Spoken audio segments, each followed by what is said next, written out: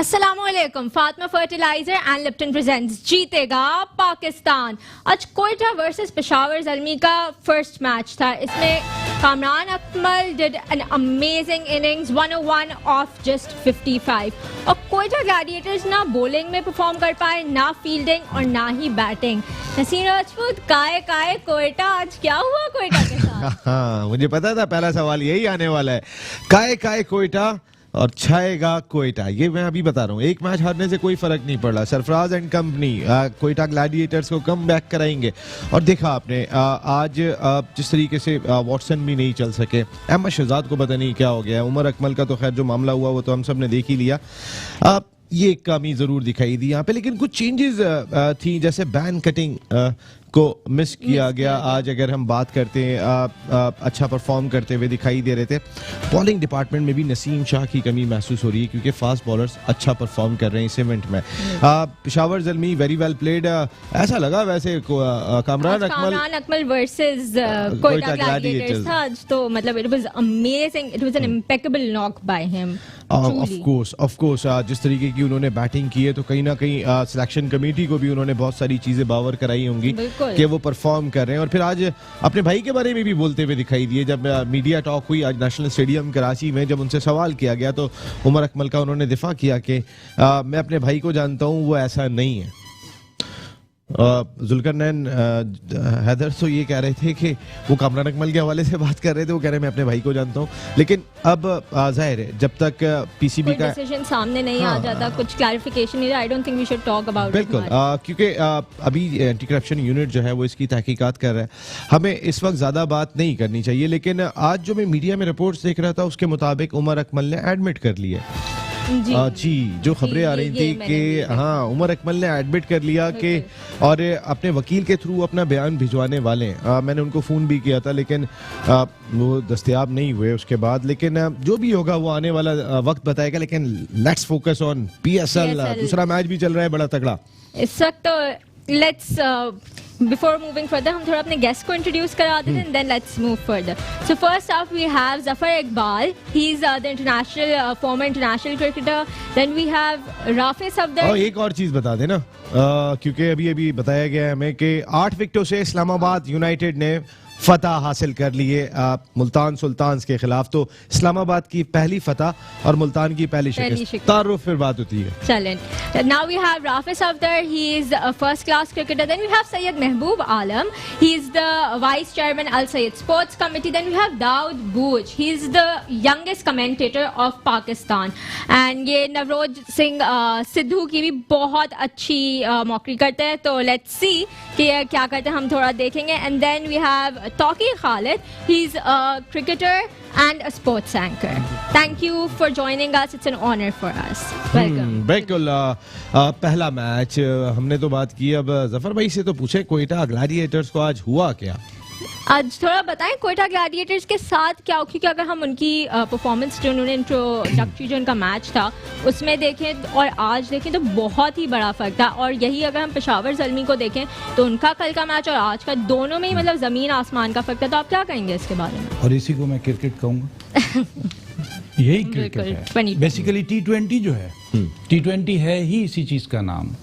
जिसका good day है, जिसकी प्लानिंग सक्सेसफुल हो जाती है, जो मौके से फ़ायदा उठा लेता है, वो जीत जाता है। और आज इसकी सबसे प्राइम एग्जाम्पल कामरान अकमल है। जिस तरह कामरान अकमल ने स्टार्ट लिया, 2 दिन पहले की टीम कोयटा ग्लैडिएटर्स जो कि हीरो थी, उसको 0 कर दिया, बिल्कुल आउट क्लास कर दिया उसने उस बॉलिंग को जो बेहतरीन परफॉर्म कर रही थी एक दिन पहले।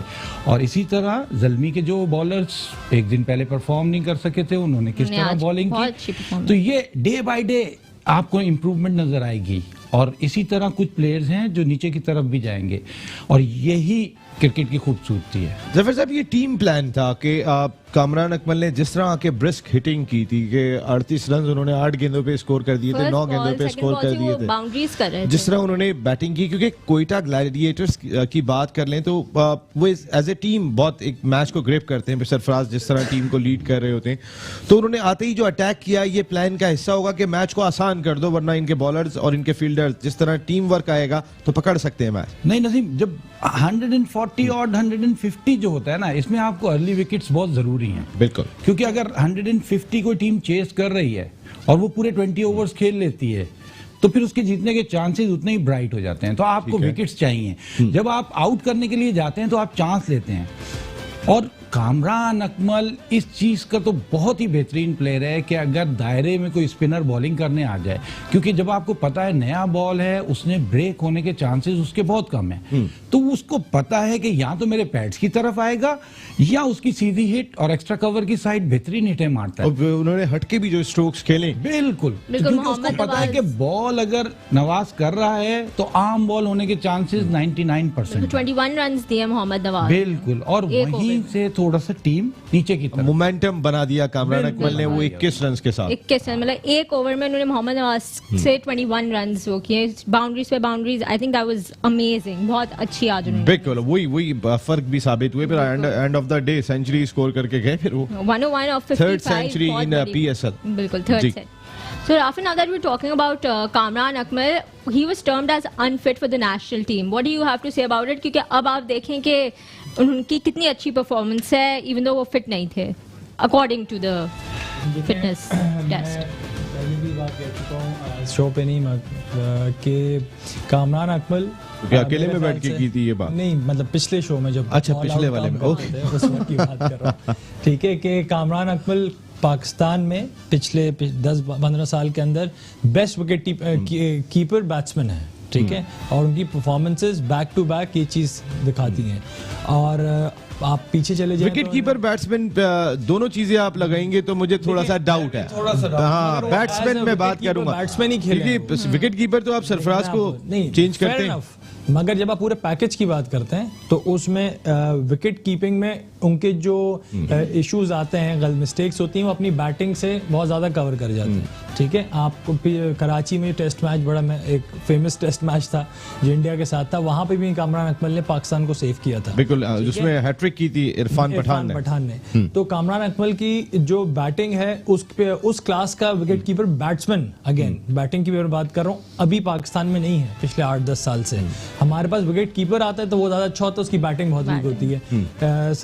सरफराज अहमद के साथ अगेन ये है कि वो ही इज अ गुड बैट्समैन, मगर वो एक्सप्लोसिवनेस नहीं है उनके अंदर। ठीक है, जो कामरान अकमल का जिस दिन होता है, जो कि पीएसएल में तो 3 साल में तो बार 5 साल में तो बहुत करीब आता है। ठीक है ना, बैक टू बैक उनकी इनिंग्स लगते रहती हैं। कितना फर्क पड़ता है दायरे में खेलना और दायरे के बाहर आके खेलना?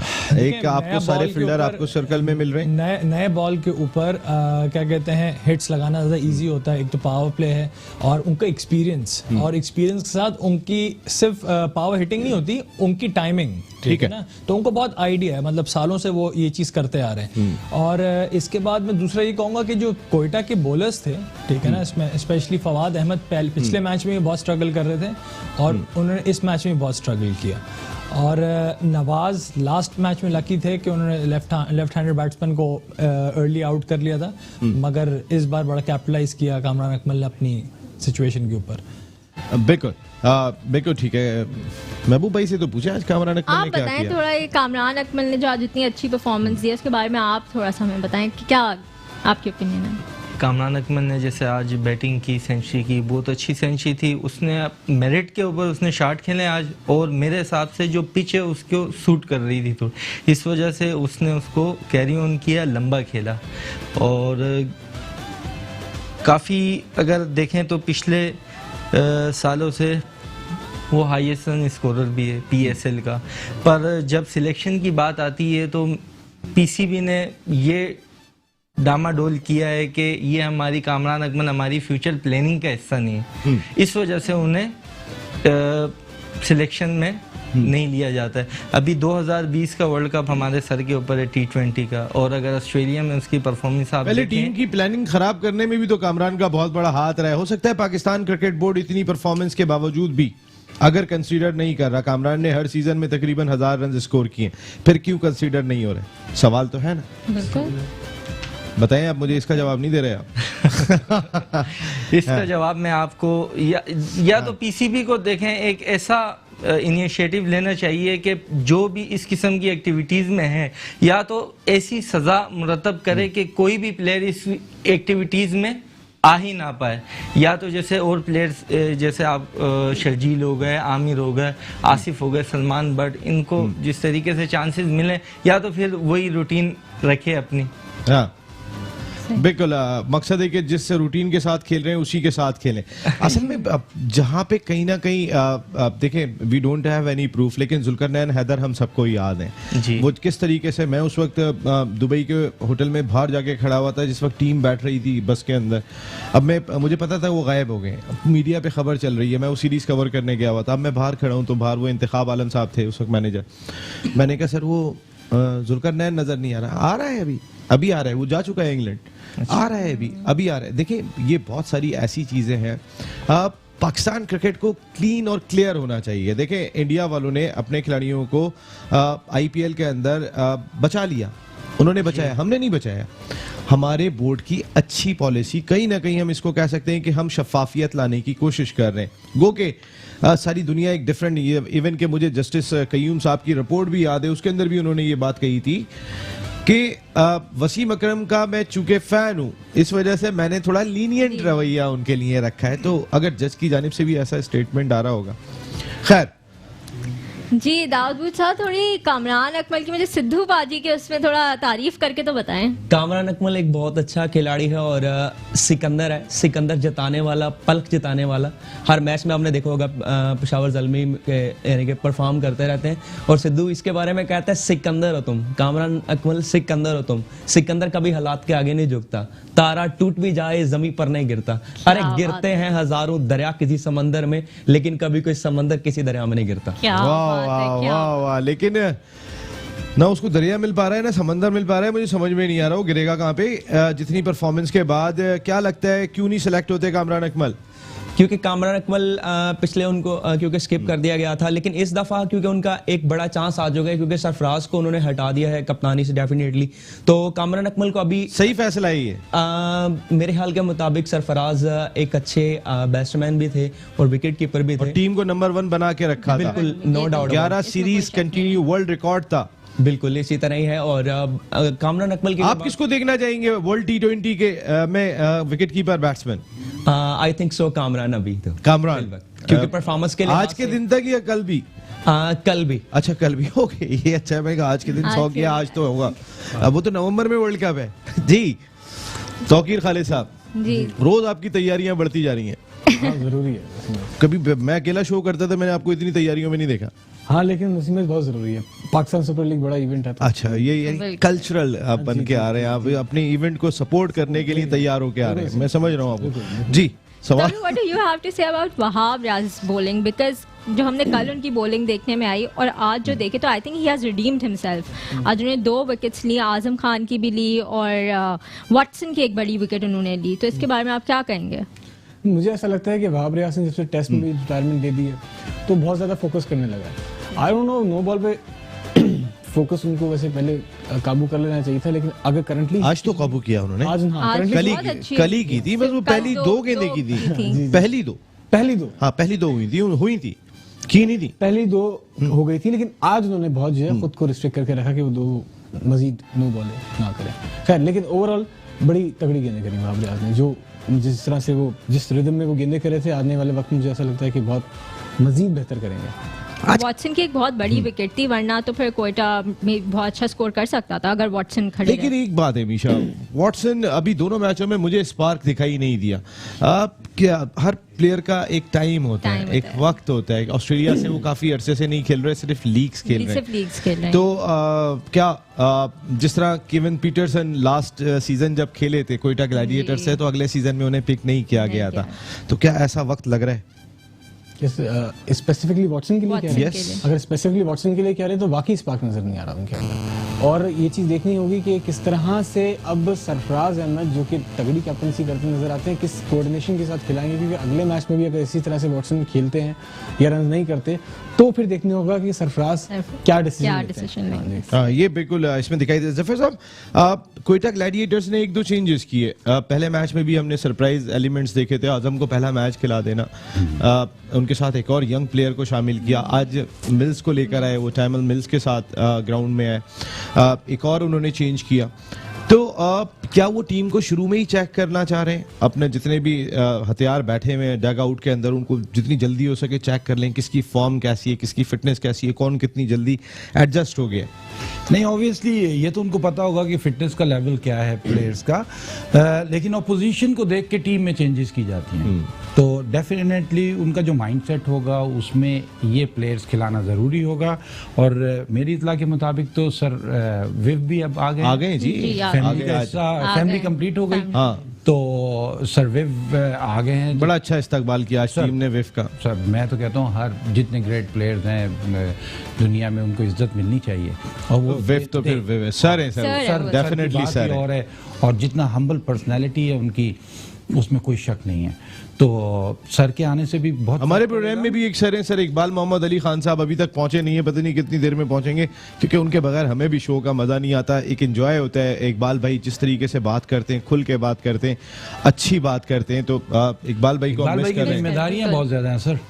हाँ, ज़ाहिर नेशनल असेंबली के मेंबर हैं, अपने लोगों में जाना है, उनके मसाइल को सुनना है, उनको हल कराना है। लेकिन क्रिकेट में भी तो लोग उनको सुनना चाहते हैं ना, थोड़ा सा तो टाइम दें इकबाल भाई प्लीज, आप पहुंचे यहाँ पे। जी हाँ, मेरी इतला के मुताबिक वो भी रास्ते में, और इंशाअल्लाह ताला एज सून एज मेरी इतलात के मुताबिक तो वो जीना चढ़ रहे हैं इस वक्त, और इसीलिए ब्रेक ले लें ताकि अगले ब्रेक में हमारे साथ इकबाल भाई तो हों। Okay, so now we need to go on a short break. जब हम वापस आएंगे तो इकबाल साहब हमारे साथ होंगे। Stay tuned with us.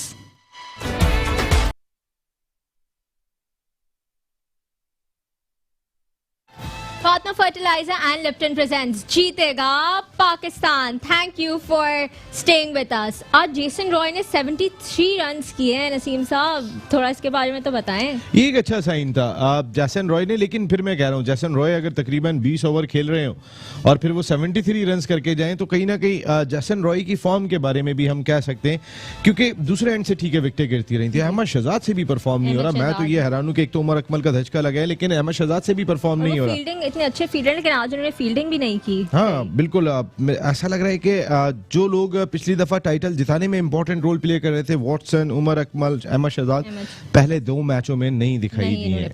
तो उमर की तो चलो एक मजबूरी हो गई या मर्जी हो गई या जो भी हो गया कह दें आप इसको, लेकिन बात करते हैं तो वॉटसन का ना चलना एक साइन जरूर है। और अब आप थोड़ा बताएं, पहले तारुफ तो कराएं, हमें ज्वाइन कर लिया है, हमें इस वक्त ज्वाइन कर लिया है इकबाल साहब ने। ही is a member of national assembly. और आपको बताऊं ये पब्लिक अकाउंट्स कमेटी के भी रुकन है, ये जो बैनुल सूबाई राब्ता की कमेटी है नेशनल असेंबली में उसके भी रुकन है।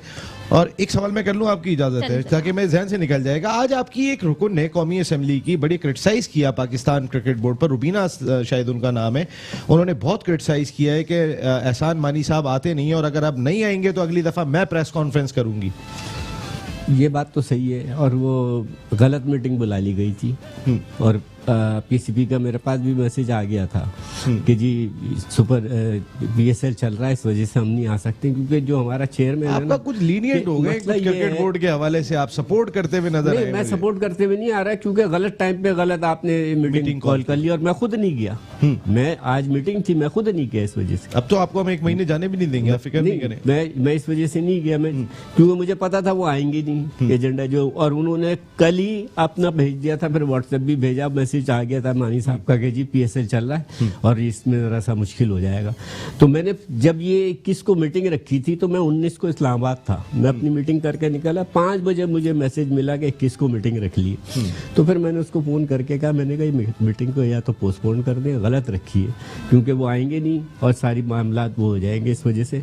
और वो जो उन्होंने बात कही है मैं समझता हूँ कि वो सही कही है, कि जाहिर बात है ये भी सही है वो भी सही है, कोई तो गलत होगा नहीं। उसकी वजह है ना, जितने मेंबरान है ना, देखें पूरे पाकिस्तान से आते हैं, कोई पिंडी से आ रहा है, कोई गुजरावाला से जी, आ रहा है, कोई बात सही सियालकोट है। से आ रहा है, कहीं कैसे। अब मैं सुबह 7 बजे की फ्लाइट पकड़ के मैं सुबह जाऊं और जब मीटिंग में कुछ नहीं होगा, मैं TADA के लिए तो नहीं जाता, मैं तो सिर्फ आवाज उठाने के लिए जाता हूँ इस चीज के लिए।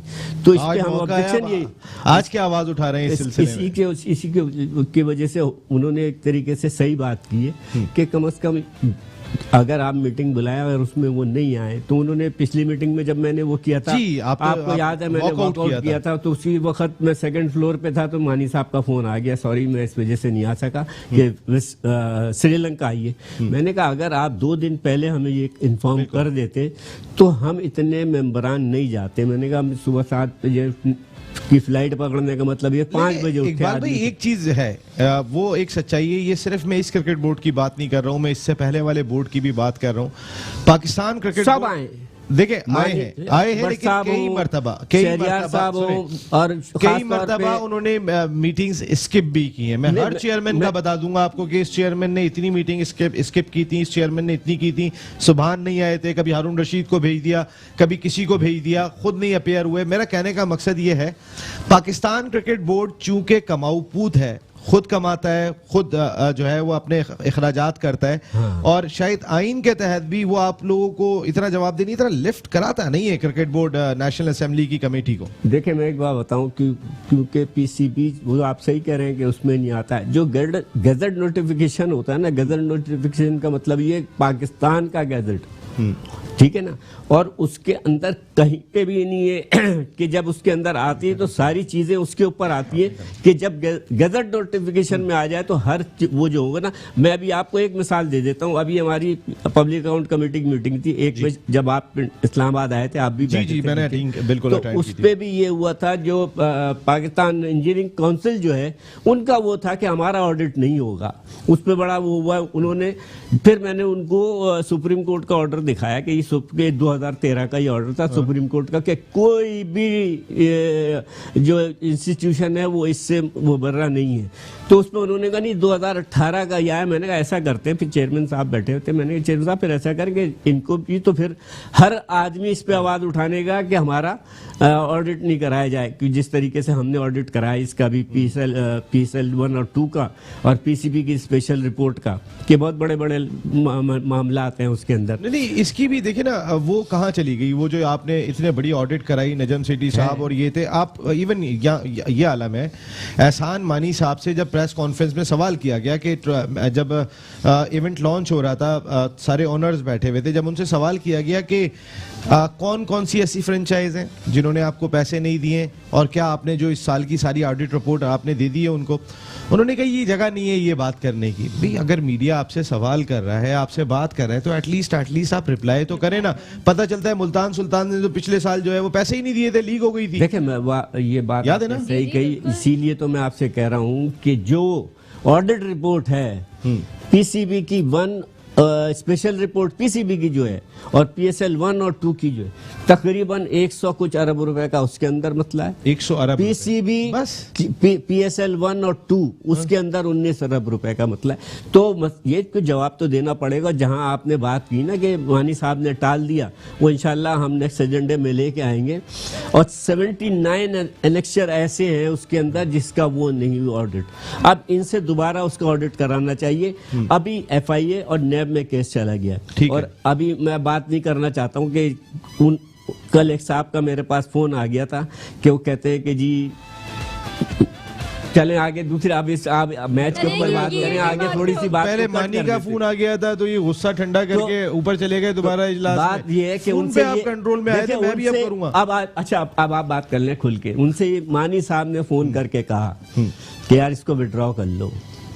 तो आप कौन होते हैं विड्रॉ कराने वाले जब आप थे नहीं इसके अंदर, ना PSL 1 के अंदर, ना 2 के अंदर, ना PCB, क्योंकि पकड़ाई सबने देनी है उस वक्त ये हारून रशीद होगा, कुछ जितने भी बैठे हुए हैं वो सब थे उस वक्त जो दुबई में याशियां हो रही थी, उनके एक चीज हमारे पास मौजूद है कि गाड़ी नंबर ये इतने दिन के लिए, ये इनके ये इतने नंबर, ये गाड़ी फलाने के पास, ये गाड़ी। अब पूरी जो थी वो वहाँ पे एक वो लगी हुई थी होटल में, फलाने की फैमिली साथ रह रही है तो फलाने की है। तो बहरहाल ये बात दूसरी हो जाएगी, मैच की तरफ चले आगे बात करें। चले ये बात तो हो गई, थोड़ी सी मैच की बात कर लेते हैं। ये बताएं एक बात साहब कि आज कोयटा के साथ क्या हुआ है? देखिए कोयटा के साथ आज मैं एक बात बताऊं, आज अगर देखा जाए तो कराची किंग ने बड़ा प्लानिंग से मैच खेला। कराची किंग्स ने कौन सा खेला है? सॉरी क्या नाम है, ज़ल्मी ने। सॉरी ज़ल्मी ने। ज़ल्मी का जो मैच था आज वो बड़ा प्लानिंग से, और आप देखें जो अभी बात हो रही थी मैं उसके ऊपर के, एक तो वहाब ने और तमाम बॉलरों ने जो है ना, आप ये समझ लें प्लानिंग से बिल्कुल विकेट टू विकेट गेंद कराई। कहीं ऐसा, आप जैसन रॉय की आप बात करें, वो एक ऐसा प्लेयर है कि वो कहीं पे भी कोई शॉट खेल सकता है, वो इतनी उसकी वो है वो। हाँ। दूसरी चीज ये है कि सरफराज से भी ये गलती, एक बेन कटिंग नहीं खेला तो उसकी तबीयत कुछ मेरा ख्याल है नासाज थी, इस वजह से नहीं हुआ। अब अहमद शहजाद को थोड़ा सा सोचना पड़ेगा कि इसके लिए तो या किसी और को, अहमद शहजाद को सोचना पड़ेगा, मैनेजमेंट को सोचना पड़ेगा। अहमद शहजाद को भी मैनेजमेंट को सोचने, अहमद शहजाद सोच ले खुद भी। दूसरी चीज ये कि सरफराज को आज एक मिस्टेक हुई है सरफराज से, क्योंकि आपको पता है कि कामरान अकमल स्पिनर को अच्छा खेलते हैं। मैं उसकी बात कर रहा हूँ अपना नवाज को। पहले ओवर वो ठीक है, वो आप किसी के साथ भी चांस ले लो, कामरान वो प्लेयर है कि वो किसी को भी स्पिनर को आगे निकल के खेलता और कहीं पे भी जरा से भी हो ही ना, इसकी जगह लगाते हसनैन को और उसको यहाँ गेंदे देते, या तो थर्ड मैन देता या लॉन्ग ऑफ दे देता, थर्ड मैन स्क्वायर लेग। ये तो ये थोड़ी सी ये गलती हुई और पहले ओवर में इतना प्रेशर पड़ गया कि फिर आपकी टीम आगे पीछे हो गई। उसके साथ साथ आप देखें उसके बाद हसनैन को लगाया, उसने अपनी सही रिदम में गेंद कराई।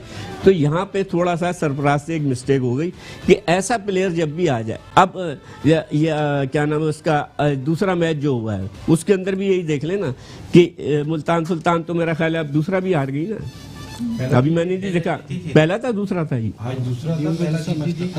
ये लाहौर, हाँ जी, तो ये सारी जो है ना, तो ये थोड़ा सा यहाँ पे इस चीज को बड़ा इनको कंसीडर करना पड़ेगा। अगले मैच सामने है कौन ये भी कल देखना है, कल क्या होता है। बिल्कुल, कल कराची किंग्स से मैच है जी।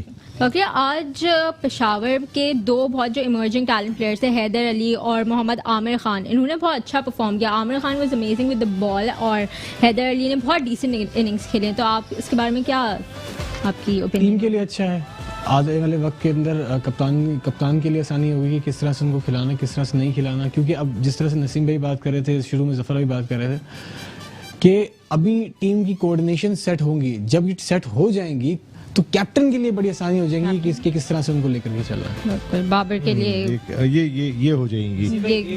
करना चाहूँगा कि आज कोयटा ने खाली ओपनिंग के अंदर एक पे नहीं चलना, ये इशू नहीं था।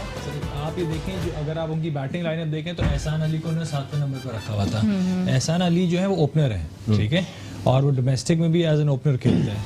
तो या तो आप उनको टीम में रखते नहीं, अगर आपके दो स्पेशलिस्ट ओपनर थे, नहीं मतलब प्लेइंग 11 में नहीं रखते। देखिए फिर किसको खिलाए, देखिए ना फंस तो रहे ना, आजम भी ओपनिंग करते हैं, आपका 20 का स्क्वाड है, आप एक्स्ट्रा अनवर अली को ऑलराउंडर को खिला लेते हैं। अगर आपने 7वें नंबर पे खिलाना था तो आप उस बंदे को खिलाते हैं। इसके अंदर एक बड़ी चीज है, आज ज़ीशान अशरफ खेले, ठीक है, और Zeeshan Ashraf genuinely opening batsman है, ठीक है, और मुल्तान सुल्तान से Shan Masood left hand batsman. तो इट्स एक ऑटोमेटिकली ना, एक जो लोकल प्लेयर है, एक आपको खुद पता है, खुद फर्स्ट क्लास प्लेयर है, कि एक प्रेशर डेवलप हो जाता है। उस बंदे ने नीचे जाके रन्स करे हैं कॉन्फिडेंटली, मतलब उसके पुल शॉट सामने जो वो खेला है, जो कट खेले हैं, वो एक्स्ट्राऑर्डिनरी थे। तो मुझे ऐसा लगता है कि T20 एक ऐसा फॉर्मेट है जहां पर आपको एडजस्ट होना पड़ेगा और अपने आप को परफॉर्म करना पड़ेगा, दिखाना पड़ेगा, शो करना पड़ेगा। मेरा कहने के 7वें नंबर पे पक्का बैट्समैन नहीं, ऑलराउंडर की जगह बनती है ना। तो अगर अनवर अली को आप लेते हैं, उसको 10-15 गेंदें बॉल्स मिलनी है, तो 10-15 बॉल्स में एहसान अली और अनवर अली में इतना फर्क नहीं होता, मतलब उनके उसमें। लेकिन असल में मुझे लगता है एहसान अली को शायद बहुत हाईली रेट करने लगे हैं लास्ट PSL के बाद से। एहसान अली जिस तरह मैंने डोमेस्टिक क्रिकेट में खेलता हुआ देखा है बहुत तगड़ा बैट्समैन, लेकिन इस फॉर्म ऑफ क्रिकेट के अंदर अभी जितनी एक्सपेक्टेशन है और जितना चांस दिया कोयटा ग्लैडिएटर्स ने उन्हें, अब उन्हें प्रूव करना चाहिए क्योंकि आपको अब इंटरनेशनल प्लेयर भी आप बन गए हो, आपको अभी 3 मैचों की सीरीज मिली अगेंस्ट बांग्लादेश, तो अब तो आपको जो है वो परफॉर्म करना होगा, ये बहुत ही इंपॉर्टेंट दिखाई देता है। लेकिन आमिर खान का सवाल इनसे पूछे ना, ये बहुत इंपॉर्टेंट है, नया बॉलर दिखाई दिया हमें। जी, आज हमें बड़ा नया बॉलर मोहम्मद आमिर खान जो है वो हमें दिखाई दिए और उन्होंने बहुत अच्छे थी, was amazing with the ball. आप इसके बारे में थोड़ी सी बताएं कि डेब्यूटेंट यस होता क्या है, जब आपका डेब्यू होता है टीम आपको सपोर्ट करती है तो चांसेस ज़्यादा होते हैं कि आप अच्छा परफॉर्म करें। और आपको याद होगा, और कराची की हिस्ट्री भी है, जब पिच फ्रेश होती है और आप जब नया बॉल करते हैं या आप जब बॉलिंग करने के लिए आते हैं तो जो अपोजिशन की सिचुएशन होती है वो बड़ी काउंट करती है। तो मैं थोड़ा सा मिस कर गया उसको, लेकिन फिर भी मेरे लिहाज से अगर उसने नया बॉल किया नहीं, वो फर्स्ट चेंज जी, फर्स्ट चेंज तो वहां पे आज के स्पेल के बाद ऑब्वियसली उसको पुश मिल गया होगा। और वेरी गुड है पाकिस्तान इस वक्त। आप अगर सिचुएशन देखें तो आपको बहुत सारे बॉलर्स ऐसे नजर आ रहे हैं जो फ्यूचर नजर आ रहा है पाकिस्तान का। मगर जफर भाई एक बात ये है कि बॉलर्स तो दिख रहे हैं, बैट्समैन का इसमें बड़ी जबरदस्त बात एक ऐड कर देता हूँ, दुनिया क्रिकेट में अगर जो फॉरेन प्लेयर्स यहाँ पे खेल रहे हैं या खेल के गए हैं, जब उनसे पूछा जाता है कि आप पाकिस्तान PSL में पाकिस्तान की जो T20 उसमें क्या चीज़ एंजॉय करते हैं, तो कहते हैं हम दुनिया में हर जगह खेलते हैं, हर किस्म की पिचेस पे खेलते हैं, हर किस्म की बॉलिंग को खेलते हैं। कहते हैं लेकिन जो बॉलिंग हम पाकिस्तान में एंजॉय करते हैं उनके लोकल बॉलर्स को वो कहीं नहीं है। इवन बिग बैश भी अब थोड़ा सा बॉलिंग के लिहाज से नीचे जा रहा है, लेकिन पाकिस्तानी बॉलर जिस तरह, और स्पेशली पेस बैटरी की मैं बात कर रहा हूँ, तेज बॉलर जिस तरह आ रहे हैं ना, ये उनको अमेज कर रहे हैं कि यार ये कहाँ से ऐसा प्रोडक्ट भाई। ये माजी में हमारे पास आया करते थे। और महबूब भाई आपसे एक आते ही सवाल होगा, हसन अली ने भी कम बैक किया, जैसे फास्ट बॉलिंग की बात करें, आज बड़ी अच्छी बॉलिंग की, लेकिन आपकी हर बात हेडलाइन बन जाती है, तो जरा थोड़ा सा इंतजार कर लें। So it's time for headlines। यहाँ पे स्टूडियो में कोयटा ग्लैडिएटर्स की वजह से नसीम साहब काफी उदास है, इनको हम वापस आके देखेंगे। Stay tuned with us.